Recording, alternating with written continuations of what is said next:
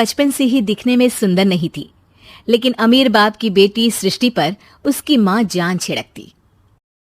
मेरी बेटी कितनी प्यारी है, भगवान सबको सृष्टि जैसी बेटी दे। सृष्टि धीरे धीरे बड़ी होती है। एक दिन सृष्टि की सहेली कहती है, तू दिखने में कितनी अजीब सी है, लेकिन मैं जानती हूँ हम सब में सबसे अच्छी शादी तो तेरी ही होगी। तेरे पापा अमीर जो हैं। और बता नहीं सकते यार, दहेज तो हर कोई देता है, ये क्या ज्यादा ले जाएगी अपने पति के लिए? अरे बड़े शहर में कोठी है इसके पापा की। अरे पापा की है ना, कौन सी इसकी है? इसकी होती तब तो कोई भी लड़का इससे शादी कर लेता। अरे पापा की मतलब पापा की है तो मेरी ही है ना? किसने कहा? अब तेरी तो तब होगी ना जब तेरा भाई ना हो। वैसे भी शादी के बाद सारी प्रॉपर्टी भाई के नाम होती है। सृष्टि समझ जाती है कि उसे किसी भी हालत में माँ बाप की सारी प्रॉपर्टी को अपने नाम करना है, लेकिन कैसे? एक दिन सृष्टि का भाई शीनू कहता है, बहन क्या कर रही है? तुझसे एक बात करनी है। अरे हाँ करना, मैं तो तेरी बहन हूँ। बहन मेरी लाइफ में ना एक लड़की है, बहुत अच्छी है। मैं सोच रहा हूँ माँ और पापा से बात करूँ शादी के लिए। सृष्टि को समझ में आ जाता है कि भाई की शादी होते ही भाभी उसे एक दिन भी घर में बर्दाश्त नहीं करेगी। क्या बात है भाई, बताना कौन है वो? मेरे साथ जॉब भी करती है, बस एक प्रॉब्लम है। प्रॉब्लम? क्या प्रॉब्लम है भाई? यार वो शादीशुदा है, लेकिन उसके पति ने उसे सिर्फ इसलिए छोड़ दिया क्योंकि उसके माँ बाप दहेज नहीं दे पाए। सृष्टि ये सुनकर न जाने क्यों खुश हो जाती है। अरे भाई तो क्या हुआ, लड़की तुझे तो पसंद है ना? शीनू को लगता है कि बहन उसे समझ रही है। वो इस बात से अनजान होता है कि उसकी बहन की मंशा पूरा घर हड़पने की है। सृष्टि अपनी माँ से कहती है, मम्मी मुझे तो बहुत चिंता है, पता है शीनू क्या कर रहा है? अरे क्या कर रहा है, वो तो काम पर जाता है और वापस घर आता है। नहीं ना माँ, वो यही तो नहीं कर रहा, बाकी सब कर रहा है। आपको पता है उससे प्यार है, और वो भी एक शादीशुदा लड़की से।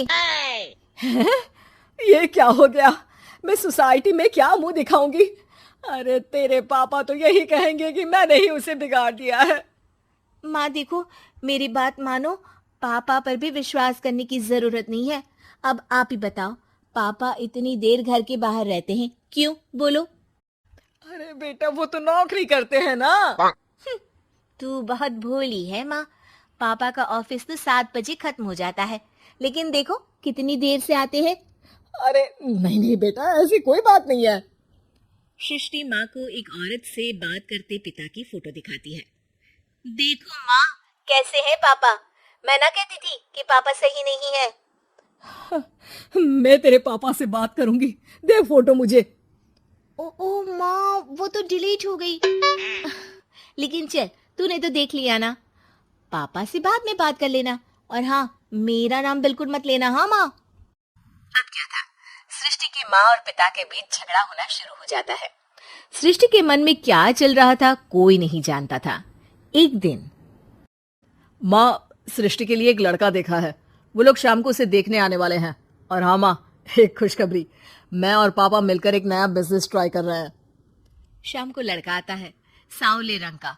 सृष्टि को तो बिल्कुल भी पसंद नहीं आता।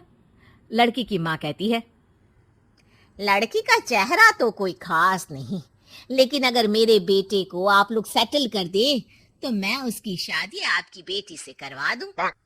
सृष्टि को लड़का बिल्कुल पसंद नहीं था। उसे भाई पर गुस्सा आ जाता है।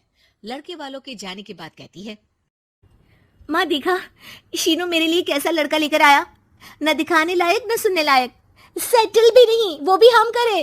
अरे माँ मैं जानती हूँ ये मेरी शादी किसी भी घर में क्यों करवाना चाहता है। अरे कैसी बात कर रही है बहन, तूने तो देखा ना, लड़के को मैंने ही मना कर दिया तुझसे शादी के लिए।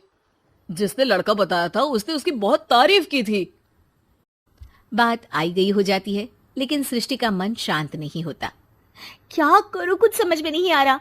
मेरी शादी हो गई तो ये लोग पूरी प्रॉपर्टी शीनू के नाम कर देंगे, मेरे हाथ तो कुछ लगेगा ही नहीं। तभी सृष्टि को आइडिया आता है। वो किसी वकील को फोन करती है। जी देखिए, अगर आपके मम्मी पापा का तलाक हो जाता है तो आपके पिता की आधी प्रॉपर्टी आपकी माँ के नाम हो जाएगी, फिर उसे वो किसी को भी दे सकती है।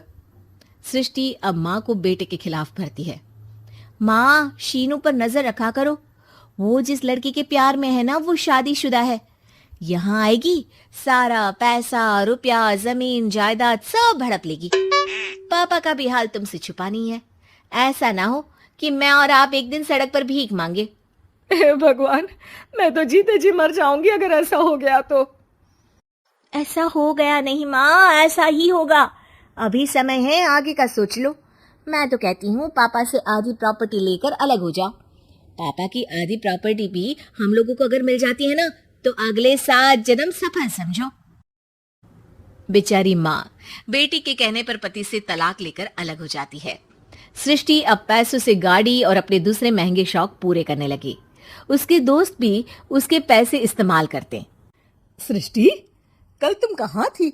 मैं सारा दिन घर पर अकेली थी। तो मैं क्या करूं? मैंने ठेका तो नहीं लिया है ना तुम्हें संभालने का। माँ को सृष्टि से ये उम्मीद नहीं थी। वो बैठकर रोने लगती है। वहीं उसका पति यानी कि सृष्टि के पिता आ जाते हैं। मैं जानता था कि तुम्हारा यही हाल होगा, तो आपने मुझे रोका क्यों नहीं? मैं रोकता तो तुम रुकती क्या? सृष्टि के कहने पर तुमने मुझ पर अपने बेटे पर शक किया, लेकिन तुम ये भूल गई कि कैसे हम दोनों ने मिलकर जीवन में इतना सब खड़ा किया। माँ पति के गले लग जाती है। मुझे माफ कर दीजिए, मैंने आपकी कमाई का एक बड़ा हिस्सा दबा दिया। कोई बात नहीं, तुम साथ हो तो मैं ऐसी 7 प्रॉपर्टी खड़ी कर दूंगा। तभी वहां सृष्टि आ जाती है रोते हुए।